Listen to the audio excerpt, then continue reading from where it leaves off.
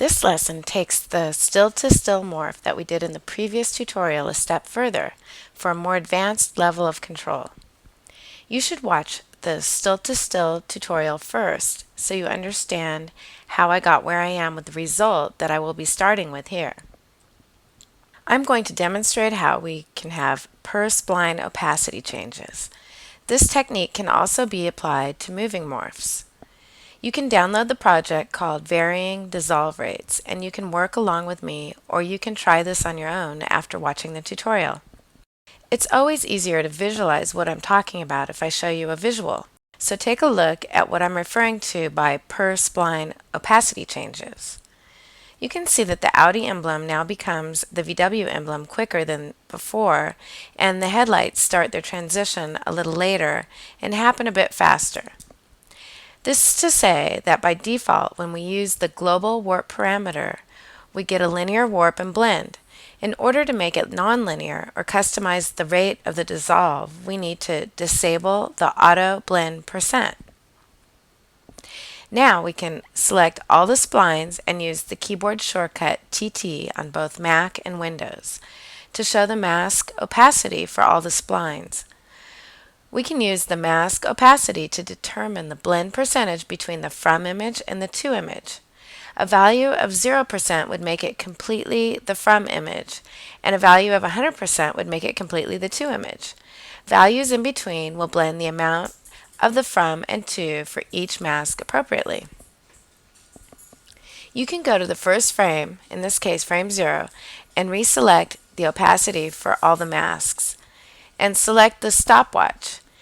Animation will be activated for all the masks. Now you can set the first frame for all the masks to 0% to make it completely the from image. We can go to the last frame now, in this case frame 30. We can set this keyframe to 100% to make it completely the to image. If you scroll through the timeline, you will see that our result would be the same as if we had auto blend checked. Now we can change things up a bit. Let's say we want to have the Audi headlights wait a beat before they start transitioning to the VW headlights. We can select both headlights opacity at the same time and go to frame 10 and set another key to 0%. Now we have a keyframe at frame 0 and a keyframe at frame 10 that are both 0. So the image will be holding on the Audi for the first 10 frames and then start to transition to the VW headlights. Now let's look at the logo emblem.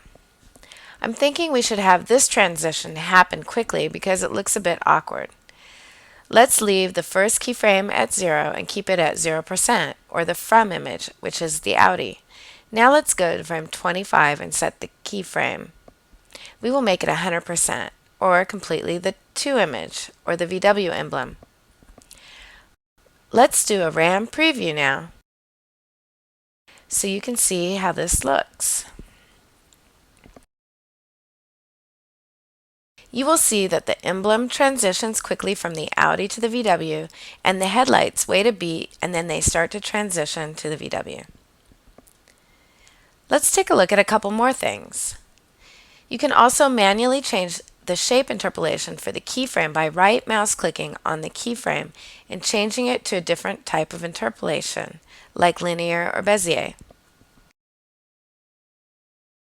Another thing you can do is check your work or debug your transition by going to the Effect Controls and pull down on the Display menu to select Control Image. You will see a representation of the dissolve amounts for your morph. This display mode is very useful because it displays the amount of the to image blended for each pixel. The whiter the pixel, the more of the to image will be displayed.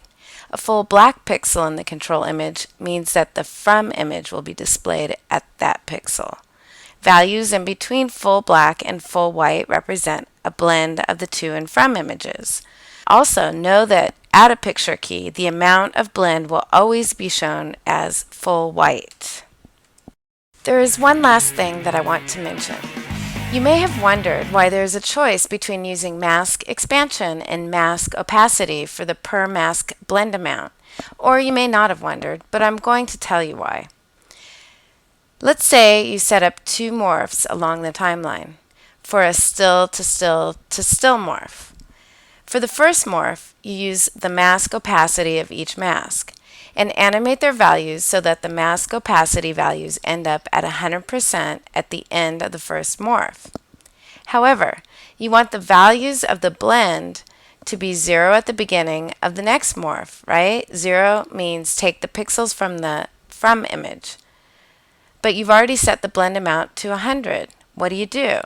Well, you can keyframe the settings so that the first morph receives its blend amount from the mask opacity, and the second morph receives its blend amounts from the mask expansion. That way you can set up the second morph so you have a key of 0 for the mask expansion for the start of the second morph to use as the blend amount, and then set keys of value of 100 for mask expansion at the end of the second morph. In this way, you may have a value of 100 for the blend amount for the end of the first morph, retrieved from the mask opacity, and a value of 0 for the blend amount at the beginning of the second morph, retrieved from the mask expansion. Then, if you want to set up another morph, you can flip the setting back to use the mask opacity and set up the animation for expansion from 0 to 100 for the next segment, etc. In this case, I've also added a boundary. I did that because I thought when the backgrounds were all morphing, it was getting a little too busy. We learned about boundaries in the Warper Basics Part 1 tutorial, so you can always go back and watch that for review. That should cover everything. You can also take a look at the result project I provided in the After Effects project you downloaded if you want to check anything. And I included a second result project, which is with this additional car added on, so you can check out those settings as well. Now you know how we vary the dissolve rate using Reflex Morph.